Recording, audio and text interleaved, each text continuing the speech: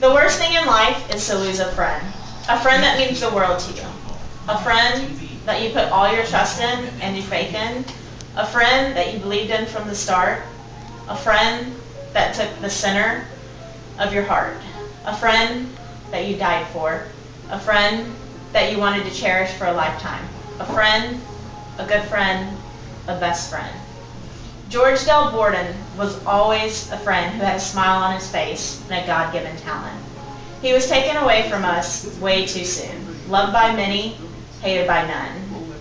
George was the kind of person that you were friends with even if you only knew him once or twice.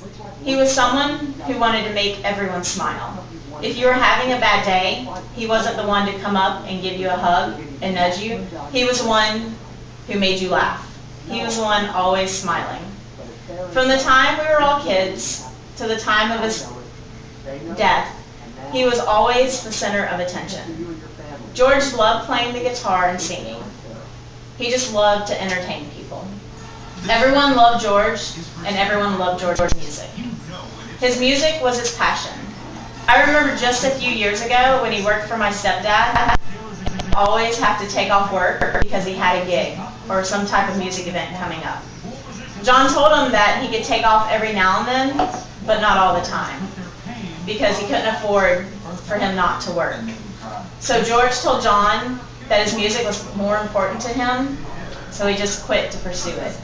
Good thing too, he was doing really well with it. George became a member of the band Heartbreak City. They were also getting ready to get really famous around North Florida. His dream was coming true. He was finally the lead singer of a great band. Things were going great in his life. It's a sad affair that his life was cut short though. He could only get to live to 26 years. It's hard to imagine going out to the bars and restaurants around town and not seeing George play. He probably is wishing on a star and looking down on us with a smile. I can see his new crowd of friends being the Angels.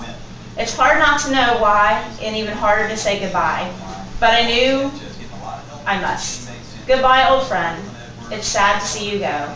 All of your friends here will miss you so. I know we'll meet again, but until then, you'll be on my heart and mind. Rip George Borden.